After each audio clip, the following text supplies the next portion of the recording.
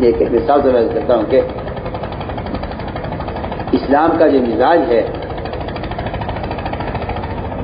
وہ خوف پیدا کرنا یا کسی کو اسلام لانے پر مجبور کرنا اسلام کا مزاج نہیں. اسلام کا مزاج یہ نہیں.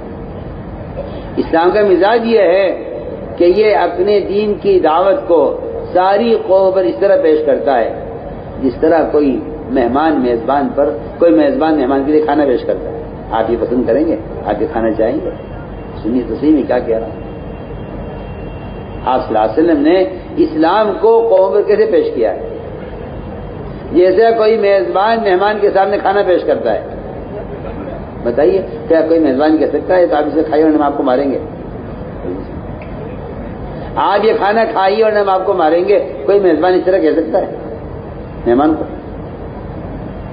سنیے میں کیا کہہ رہا ہوں، آپ غور کیجیے اس پر کہ حضور اکرم صلی اللہ علیہ وسلم نے اپنے دین کی دعوت ساری قوموں پر کیا دشمنوں پر کس طرح پیش کی ہے. خوشامد کرنا، ایک ایک کے پیچھے پھرنا، ایک ایک کو دعوت دینا. کتنا صبر آپ نے اس پر کیا ہے. آپ کے صبر سے لوگوں نے آپ کی دعوت کو قبول کیا ہے. آپ کے صبر کرنے سے امت نے آپ کو پہچانا ہے. آپ کے صبر کرنے سے امت بنی ہے. اس لیے اسلام زبردستی کا مذہب نہیں ہے. اسلام تو نہ لالچ سے اسلام کسی کو مسلمان کرتا ہے نہ خوف سے کرتا ہے. بالکل اسلام کے مزاجی نہیں ہے. اور کہیں ثابت نہیں ہے کہ آپ سلاسل میں کسی کو دھمکی دی ہو قتل کی یا تو اسلام لاؤ نہ قتل کر دیں گے. یہ کہیں ثابت نہیں ہے، کہیں ثابت نہیں. آپ غور کیجئے فرعون تو وہ فرعون ہے جس نے رب ہونے کا دعویٰ کیا. فرعون تو وہ فرعون رب ہونے کا دعویٰ. باقی بادشاہوں نے حکومت کی ہے لیکن رب ہونے کا دعویٰ نہیں کیا. فرعون رب ہونے کا دعویٰ کیا ہے اور اس کو دعوت دیں گے. موسیٰ علیہ السلام کو بھیج کر کہا، فرمایا کہ اس سے نرم بات کرنا. آپ فرمایا حل لک الا ان تزکا، پاک ہونا چاہتے ہو؟ کیا تم پاک ہونا چاہتے ہو؟ اس لیے کہ تم جس مذہب پہ ہو یہ ناپاک مذہب ہے، تم پاک ہونا چاہتے ہو. کتنا نرم انداز ہے نبی کا. سب سے بڑے رب ہونے کا دعویٰ کرنے والے بادشاہ فرعون کے لیے کتنی نرم دعوت ہے. کیا پاک ہونا چاہتے ہو؟ آپ غور کریں. حضور اکرم صلی اللہ علیہ وسلم سفر میں تھے. دوپہر کو آرام کرنے کے لیے آپ لیتے ایک درخت پر آپ نے تلوار لٹکا دی اپنی اور آپ آرام کرنے لگے. ایک دشمن آیا، اس نے تلوار اٹھائی درخت سے اور آپ کے قتل کا ارادہ کیا. آپ کی آنکھ کھلی، آپ نے دیکھا کہ وہ تلوار ہاتھ میں لیے ہوئے کھڑا ہوا. آپ صلی اللہ علیہ وسلم نے اس نے کہا آپ سے کہ اے محمد اب بتائیں آپ کو مجھ سے کون بچائے گا؟ تلوار میرے ہاتھ میں ہے، آپ کو کوئی اختیار نہیں ہے. آپ نے فرمایا اللہ بچائیں گے. اور یہ بات صرف آپ کے لیے نہیں ہے، یہ بات قیامت تک ہر مسلمان کے لیے ہے کہ اگر مسلمان اللہ کے دین کی دعوت پر آ جائے، اگر مسلمان اللہ کے دین کی دعوت کو لے کر پھرے تو اللہ کا وعدہ قیامت تک ہر مسلمان سے ہے کہ اللہ تعالیٰ اس کی حفاظت کریں گے. پکی بات. جو اللہ کے دین کا پیغام پہنچائیں گے لوگوں تک، اللہ تعالیٰ ان کے دلوں سے اپنا غیر کا خوف نکال دیں گے. قرآن کی آیت کا ترجمہ نے کیا ہے، الذین یبلغون رسالات اللہ ویخشونہ ولا یخشون احدا الا اللہ. جو اللہ کے دین کا پیغام پہنچاتے ہیں لوگوں تک، اللہ ان کے دلوں سے اپنا غیر کا خوف نکال دیتے ہیں. اللہ کا وعدہ ہے. تو میں نے عرض کیا کہ تو اللہ نے وعدہ سب سے کیا ہوا ہے کہ جو ہمارے دین کا پیغام لوگوں تک پہنچائیں گے ہم ان کی حفاظت کریں گے. اللہ نے فرمایا نبی جی آپ پیغام پہنچائیے، ہم آپ کی حفاظت ہم کریں گے. واللہ یعصمک من الناس. تو جب اس نے کہا دشمن نے آپ کو مجھ سے کون بچائے گا؟ میں اللہ بچائیں گے. اس کا ہاتھ چل ہو گیا، ہاتھ سوکھ گیا، اس کا ہاتھ اینڈ گیا اور تلوار اس کے ہاتھ سے نیچے گر گئی. آپ نے تلوار اٹھائی. آپ نے پوچھا تم بتاؤ مجھے تم سے کون بچائے گا؟ تم بتاؤ تمہیں مجھ سے کون بچائے گا؟ دیکھو میں کہتا ہوں آپ سے، اللہ کے نبی کا یہ سوال اس کو قتل کرنے کا نہیں ہے، جی ہاں سنیے، اس کو ڈرانے کا بھی نہیں ہے، اس کو نہ ڈرانے کے لیے فرمایا نہ قتل کرنے کے لیے فرمایا۔ آپ کا یہ فرمانا کہ تمہیں مجھ سے کون بچائے گا، اس کا مطلب یہ تھا کہ جس طرح میں نے تمہیں کہا ہے کہ اللہ بچائیں گے، تم بھی اللہ کو مان لو، بالکل اللہ بچائیں گے، اللہ آپ کو بچا لیں گے، اللہ آپ کو بچائیں گے دنیا بھی آخرت میں بھی، اگر آپ یہ پیغام قبول کر لو، اگر آپ ہماری بات قبول کر لو تو اللہ تعالیٰ آپ کو ہمیشہ کی نرک سے بچا لیں گے اور ہمیں ایک سور میں داخل کر لیں گے۔ اس لیے کہ اس میں تو کوئی شک نہیں ہے کہ کرنے والی ذات اللہ ایک تنہا ہے، اگر اس کے وجود پر اور اس کے نبی کی رسالت پر انسان اس کا اقرار کر لے تو ہمیشہ کی نرک سے بچ جائے گا، اور اگر اس کا اقرار کر لے تو ہمیں ہمیشہ کی سور میں داخل ہو جائے گا۔ آپ نے فرمایا کہ اب بتاؤ تمہیں کون بچائے گا، جس کا مطلب میں نہیں سمجھتا کہ محمد صلی اللہ علیہ وسلم اس مقام پر ہوتے ہوئے ایک آدمی کو قتل کی دھمکی دیں۔ فرمایا اس طرح میں نے تم سے کہا کہ اللہ بچائیں گے، تمہیں کو اللہ بچائیں گے۔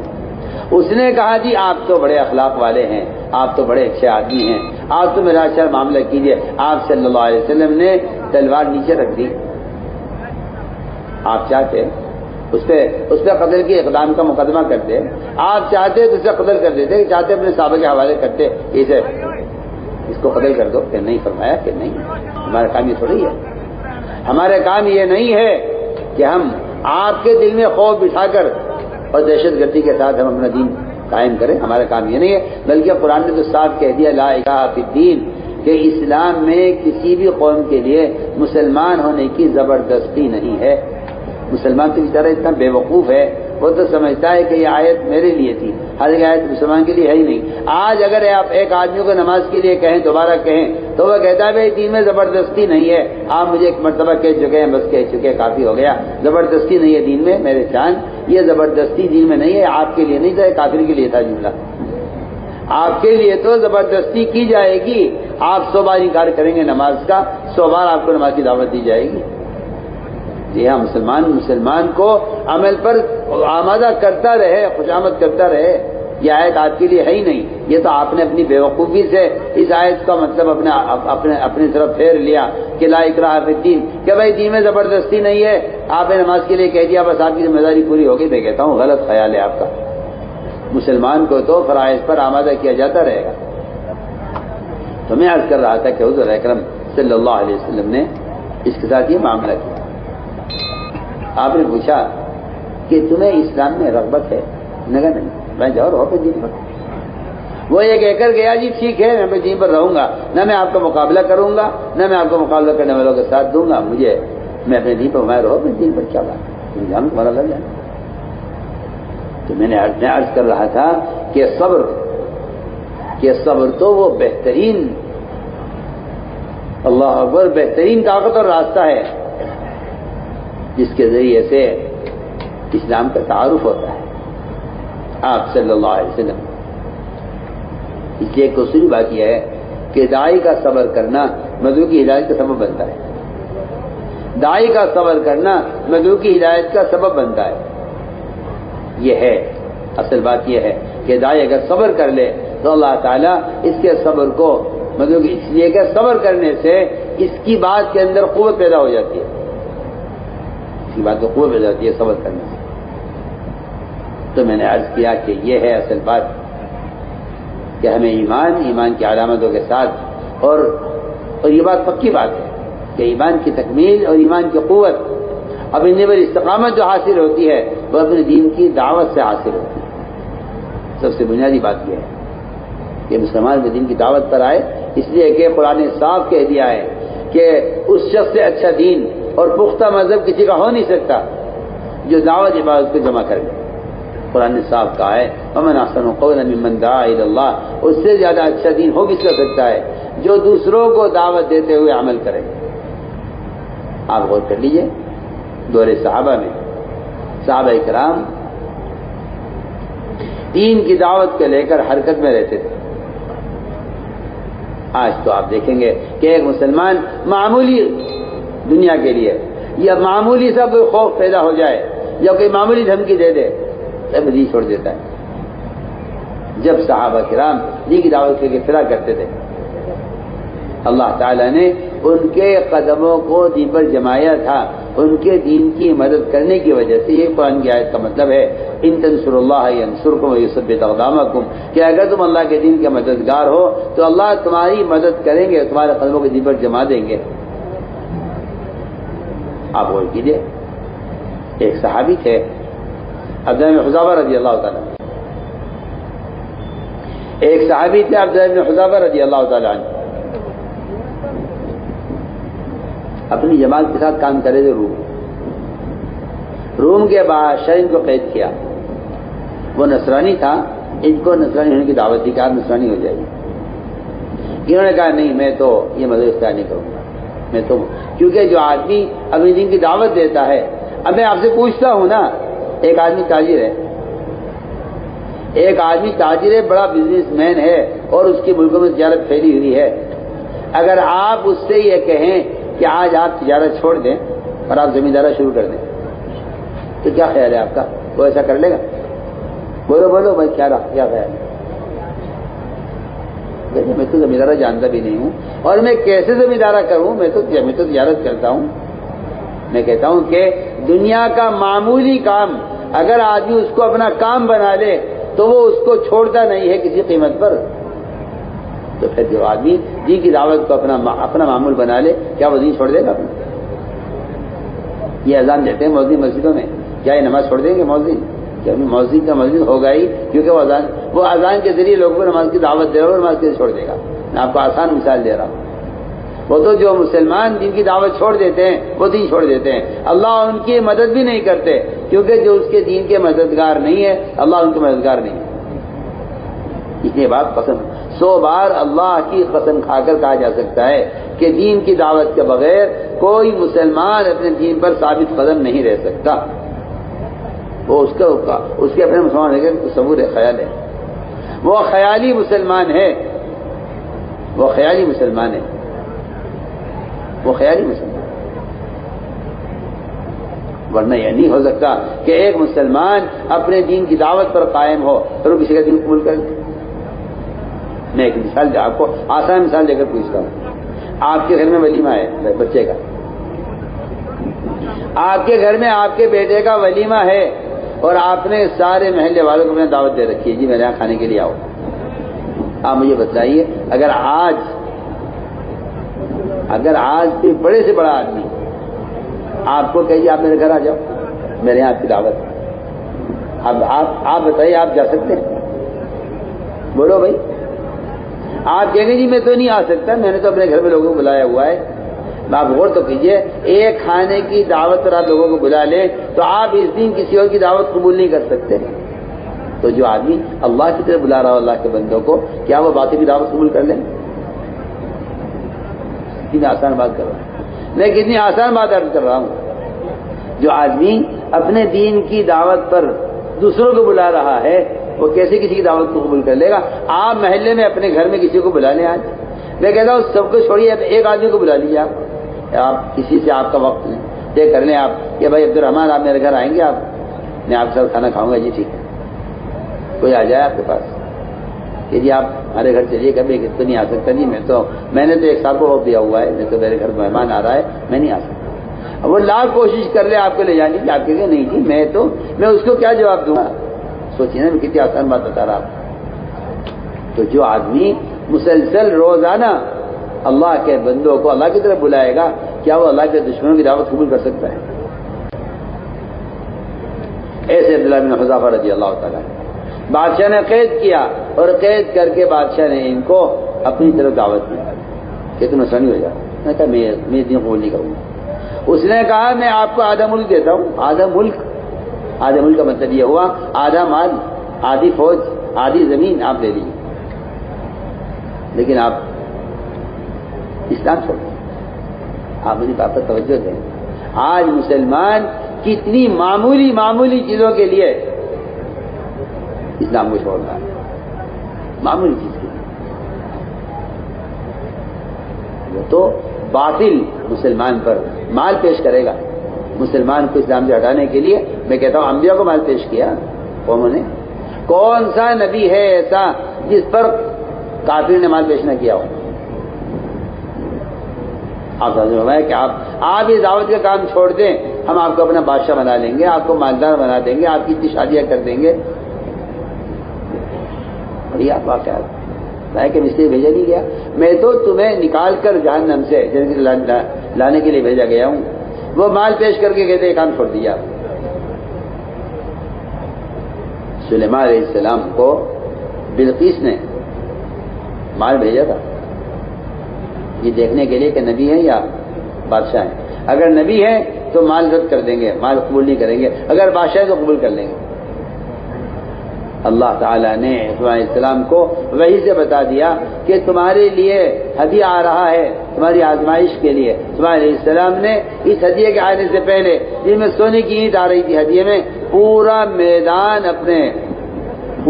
انہوں نے سونے کا بنایا. پورا میدان سونے کا بنایا اور اس سونے کے میدان کو بنا کر اس پر گائے بھینس بیل بکریاں چھوڑ دی کہ ہمارا سونے کی وہ حیثیت ہے جو آپ کے یہاں مٹی کی حیثیت ہے.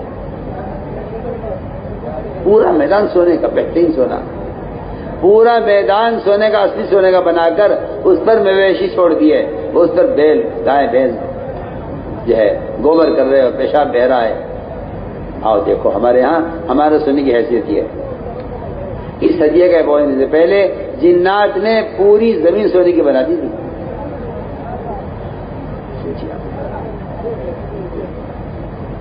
متاثر ہوئے اور بیوقوف ایسا بنایا, ذلیل اتنا کیا ان کو.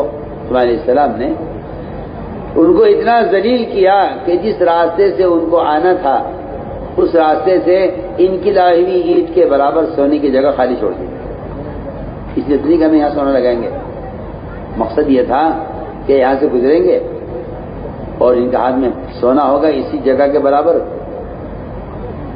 تو یہ سوچیں پڑ جائیں گے کہ اگر بادشاہ سے ملاقات ہونے سے پہلے ہماری تلاشی ہونے لگی اور یہ سونے کی اینٹ جو ہم ہدیے میں لائے ہیں اگر یہ یہاں ہمارے سامان میں نکل آئی تو ہم پر الزام لگے گا چوری کا کہ انہوں نے اینٹ یہاں سے اٹھائی. بتائیے آپ کتنا ذلیل کیا. اللہ پورا سونا فرش سونے کا بنایا اور اتنی بڑی جگہ خالی چھوڑ دی. وہاں سے ان کو گزارا ادھر سے گزرتے ہوئے تو دیکھا تو وہاں تو اتنی جگہ خالی پڑی ہوئی تھی جتنی بڑی ہم اینٹ لائے تھے. انہیں یہ خیال نہیں آیا کہ یہاں لگا دیں گے. یہ انہیں خیال یہ آیا جن کا سارا فرش سونے کا میدان سونے کا بنا ہوا ہے انہیں ہماری اینٹ کی کیا ضرورت ہے. مگر اس خیال سے وہ اینٹ وہاں پھینک دی کہ اگر تلاشی ہو گئی بادشاہ کے پاس جانے سے پہلے تو یہ اینٹ نکلے گی سونے کی جسے ہدیہ بنا کے لا رہے تھے بادشاہ سلیمان علیہ السلام کو متاثر کرنے کے لیے. اللہ اکبر. فرمایا کہ اللہ نے ہمیں دیا ہوا ہے, اپنی ذات سے لینے کا ہمیں راستہ دیا ہوا ہے, تو ہمیں اللہ نے تم سے بہتر دیا ہوا ہے. اپنے ہدیے سے آپ بھی خوش ہوئیے, ہمیں اس کی ضرورت نہیں ہے. اس طرح انبیاء علیہ السلام مال کو رد کر دیا کرتے تھے یہ بتلانے کے لیے کہ ہمیں مال نہیں چاہیے, ہمیں تو تمہاری ذات مطلوب ہے. اسی لیے انبیاء علیہ السلام تکلیف پہنچانے والوں کو بھی صبر کرتے تھے اور مال لانے والوں کے مال کو رد کرتے تھے تاکہ یہ سمجھے کہ ہم ان سے کیا چاہتے ہیں. میرے بزرگ دوستوں عزیزوں, اصل بات یہ ہے کہ اسلام کے پھیلنے کا جو بنیادی سبب ہے وہ مسلمان کے اسلام کو لے کر پھرنا ہے. اصل آپ دیکھ لیجیے جس چیز کو لے کر مسلمان پھر رہا ہے اس چیز دنیا میں عام ہو رہی ہے. ہر ملک کی چیز ہر ملک میں ملنے لگی ہے کہ مسلمان چیزیں لے کر پھر رہا ہے. اگر مسلمان اپنے دین کی دعوت کو لے کر پھرے تو پھر ہم آپ سے عرض کرنا چاہتے ہیں کہ دین کے پھیلنے کا جو بنیادی سبب ہے وہ اصل میں دین کو لے کر پھرنا ہے. اس لیے کہ اگر مشکل یہ ہے کہ اس زمانے کا مسلمان یہ سمجھتا ہے کہ دین کی دعوت کو لے کر پھرنا ضروری نہیں ہے, اور بھی ذرائع ہے دین کی بات کے پہنچانے کے. حالانکہ اللہ نے قرآن میں جگہ جگہ نکلنے کا حکم دیا ہے, اور بلکہ جہاں نکلنے کا حکم دیا ہے وہاں اگر نکلنے میں تاخیر ہو گئی ہے تو وہاں عذاب کی دھمکی بھی ہے. اللہ تنفروا, اگر نہیں نکلو گے تو اللہ تمہیں عذاب دیں گے, کیونکہ اللہ کے راستے میں نہ پھرنا دین کو مٹانا ہے, اور دین کو مٹانے والوں پر اللہ کا عذاب آنے والا ہے. یہ پکی بات ہے. قرآن کی بات بالکل صاف ہے. دین میں لے کر نہ پھرنا دین کو مٹانا ہے، اور دین کو مٹانے والے پر اللہ کا عذاب آنا ہے۔ صاف ہے اللہ نے قرآن میں، الا تنفروا يعذبكم عذابا الیما، اگر نہیں نکلو گے تو اللہ تعالیٰ تمہیں عذاب دیں گے اور تمہیں ہٹا کے دوسروں کو لائیں گے جن سے اللہ تعالیٰ دین کا کام لیں گے۔ میرا جی دوستو، اللہ نے آپ کو اس کام کے لیے زمانے میں اللہ نے آپ سے پہل کروائی ہے۔ سوچیے آپ اس زمانے میں اس دعوت کے فریضے کا اور انبیاء علیہ السلام کی راہ محنت کے دوبارہ زندہ ہونے کا جو سبب بنا ہے، اس میں اللہ نے آپ سے پہلے کام لیا ہے۔ اس لیے میں تاکید سے عرض کر رہا ہوں کہ سب سے پہلے آپ کے ذمہ حق بنتا ہے کہ آپ اس دین کی دعوت کو لے کر ملکوں میں جائیں۔ اس سب سے پہلے آپ کا حق بنتا ہے، پہلے آپ کا حق بنتا ہے کہ اس دین کی دعوت کو لے کر ملکوں میں جائیں، یہ پہلے آپ کا حق بنتا ہے۔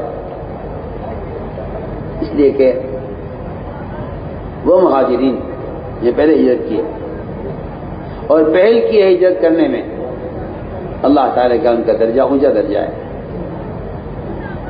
تو میرے دوستو عزیزو، اصل بات ہے کہ دین کی دعوت کو لے کر پھرنا، اس لیے کہ دین کی دعوت ایک ایسا فریضہ ہے جو کسی قلم سے، کسی اخبار سے، کسی رسالے سے، کسی اور ذریعے سے فریضہ ادا نہیں ہو سکتا۔ اس فریضے کے ادا کرنے کا جو سب سے بنیادی وہ شرط ہے وہ اپنے بدن کو استعمال کرنا ہے۔ میں تو کھل کر کہتا ہوں، سب سے کہتا ہوں کہ اس طرح نماز کے ادا کرنے کے لیے بدن کا کوئی متبادل نہیں ہے، اس طرح دعوت کی فریضے کا ادا کرنے کے لیے انسان کے بدن کا کوئی متبادل نہیں ہے۔ انسان بدن کا کوئی متبادل نہیں ہے۔ اپنے بدن کو اس لیے کہ بھلائی کو حکم کرنا، برائی سے روکنا، یہ ایک ایسا فریضہ ہے۔ حدیث میں آتا ہے سارے مسلمان ایک کشتی کے سوار ہیں۔ یہ تو نہیں فرمایا کہ آپ اعلان کر دو کشتی میں کوئی سوراخ نہیں کرے گا تو سوراخ کرنے والا غرق ہوگا، آپ بچ جائیں گے، ایسا تو نہیں ہوگا۔ آپ پمفلیٹ چھاپ کے تقسیم کرا دو کشتی میں، کوئی سوراخ نہیں کرے گا، آپ کہے جی میں نے تو بات پہنچا دی، میری ذمہ داری پوری ہو گئی ہے، اب جو سوراخ کرے گا وہی ہلاک ہوگا، نہیں، آپ بھی ہلاک ہوں گے، کیونکہ حدیث میں یہ نہیں فرمایا کہ آپ اعلان کر دو کوئی سوراخ نہیں کرے گا۔ حدیث میں فرمایا کہ اگر آپ نے سوراخ کرنے والے کا جا کر ہاتھ نہ پکڑے، اصل بات یہ ہے کہ گناہ کرنے والا شخص وہ کشتی میں سوراخ کرنے والا ہے۔ اصل بات یہ ہے بے دینی سے جو امت کی کشتی کو نقصان ہے، اس نقصان سے بچنے کے لیے اور کشتی کو ڈبونے سے بچانے کے لیے اور اپنی نجات کے لیے ایک ہی راستہ ہے۔ قرآن نے صاف کہا ہے کہ امت کی نجات کا صرف دعوت ہی ایک راستہ ہے، اور کوئی راستہ نہیں۔ قرآن نے آپ اسے غلو کہیں تو کہیں، آپ کی بے وقوفی ہے، کچھ نہیں ہے، ورنہ قرآن نے اعلان کر دیا ہے کہ جو دعوت نہیں دے گا وہ ہلاک ہوگا، جو دعوت نہیں دے گا وہ ہلاک ہوگا۔ یہ قرآن کا جگہ جگہ اعلان ہے۔ اگر آپ قرآن نہیں جانتے تو آپ خاموش رہیے نا، آپ اسے غلو کہہ کر کیوں بات خراب کرتے ہیں؟ جو دعوت نہیں دے گا وہ ہلاک ہوگا، قرآن کا فیصلہ ہے۔ دیکھیے آپ غور کر لیجیے حدیث میں تو حدیث پیش کی آپ کے سامنے کہ ساری امت ایک کشتی کے سوار ہے۔ اس کشتی میں ایک آدمی سوراخ کرنے لگے، حضرت نے فرمایا اگر تم نے اس کے ہاتھ نہ پکڑے تو تم بھی غرق ہوگے، یہ بھی غرق ہوگا۔ آپ نہیں چاہتے کشتی میں سوراخ ہو، آپ کا صرف اس بات کا نہ چاہنا نجات کے لیے کافی نہیں ہے۔ میں بہت کام کی بات آپ سے کہہ رہا ہوں۔ ایک آدمی ہے وہ گناہ کو تو گناہ سمجھتا ہے، ایک آدمی گناہ کو گناہ سمجھتا ہے لیکن روکتا نہیں ہے لوگوں کو۔ ایک آدمی گناہ کو گناہ سمجھتا ہے مگر روکتا نہیں ہے۔ یہ مثال اس شخص کی ہے جو کشتی میں سوار ہے سب کے ساتھ، وہ سوراخ کرنے کو برا تو سمجھتا ہے لیکن سوراخ کرنے والے کا آگے ہاتھ نہیں پکڑتا۔ بتائیے بچ جائے گا؟ یہ کیا خیال ہے آپ سب بتائیے مجھے۔ میں بہت اچھا سوال کر رہا ہوں سب سے۔ ایک کشتی میں سوار آدمی سوراخ کرنے کو برا سمجھتا ہے لیکن سوراخ کرنے والے کا ہاتھ نہیں پکڑتا جا کر، تو بتائیے آدمی بچ جائے گا؟ بولو کیا خیال ہے؟ نہیں بچے گا کیا؟ حدیث ہے، حدیث اللہ نے فرمایا جبرائیل اس بچے کو اٹھاؤ اور آسمان تک لے جا کے پٹک دو اس کو۔ جبرائیل نے کہا اے اللہ اس میں تیرا فلاں ایک بندہ ہے جو کبھی تیری یاد سے غافل نہیں ہوا۔ اللہ نے فرمایا اس سمیت اٹھا کے پلٹ دو۔ ہمارے احکام ٹوٹ رہے تھے، اس نے کوئی کوشش نہیں کی، میرے دوستوں، اس لیے بات سب نوٹ کر لیں کہ دعوت دینا ہر مسلمان کے ذمہ فرض عین ہے، مرد ہو یا عورت ہو۔ ہر مسلمان کے ذمہ دعوت دینا فرض عین ہے، مرد ہو یا عورت ہو، اور اس فرض عین کو ادا کرنے والا مسلمان گناہگار ہے۔ پکی بات یہ انصاف فرمایا، من رأى منکم منکر، تم میں سے جو آدمی منکر کو دیکھ رہا ہے، آپ دیکھ لیجیے گناہوں کے اڈے بنے ہوئے ہیں، اور بیچارے کوئی دعا کرانے آ جاوے، اجی دعا کر دو جی یہ گناہ کا اڈا لگ گیا، ختم ہو جاوے۔ کوئی کسی ولی کے پاس چلا جائے گا جی کوئی وظیفہ پڑھنے کو بتا دو۔ دعوت کے فریضے کو چھوڑ کر آپ کوئی وظیفہ پڑھنے کی بے دینی کو ختم کرنے کا اللہ کی قسم نہیں کر سکتے۔ تو ان سارے باطل کے گناہوں کے اڈوں کو توڑنے کا ایک ہی سبب ہے۔ گناہ کون کر رہا ہے؟ جنات کر رہے ہیں۔ گناہ کون کر رہا ہے؟ جنات کر رہے، جانور کر رہے، حیوان کر رہے، گدھے بندر کر رہے، کون کر رہا گناہ؟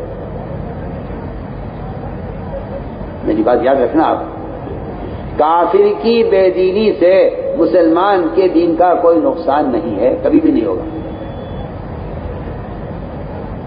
کافر کی بے دینی سے مسلمان کے دین کا کبھی کوئی نقصان نہیں ہوگا۔ اگر مسلمان کے دین کا نقصان ہوگا تو مسلمان کی بے دینی سے ہوگا۔ سب بات ہے۔ یہ جو آج کل مسلمانوں نے یہ بہانہ پکڑا ہوا ہے اور یہ جھوٹا عذر پیش کرتے ہیں کہ جی ہم تو دین پہ چلتے ہیں مگر کیا کریں قانون ہی ہے۔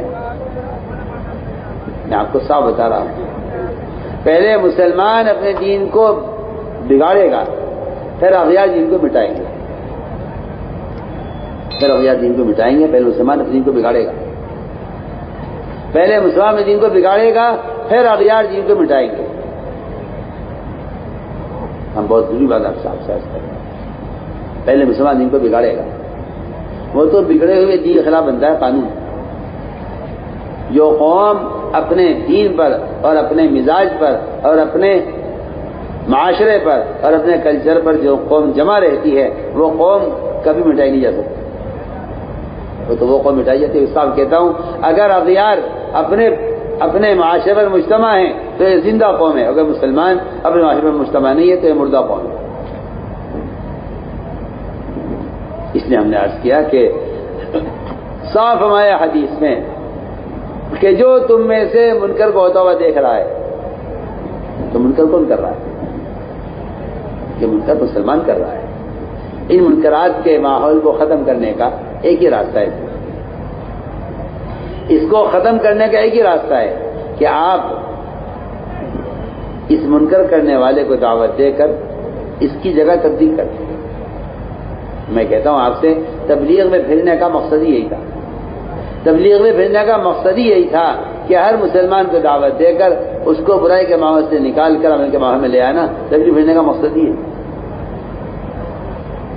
اس لیے میرے دوستو عزیزو، یہ ہر مسلمان کے ذمہ فرض عین ہے، یہ ہر مسلمان کے ذمہ فرض عین ہے کہ ہر مسلمان اپنی ذات سے دوسروں کو دعوت دے، اس لیے کہ ایمان کی تکمیل کا، دین پر استقامت کا، اپنے دین پر غیبی مسئلوں کے اترنے کا، اور صاف بات ہے رکاوٹوں کے ہٹنے کا ایک واحد ذریعہ دعوت اللہ ہے، اس کا کوئی راستہ نہیں، اس کا کوئی ذریعہ نہیں۔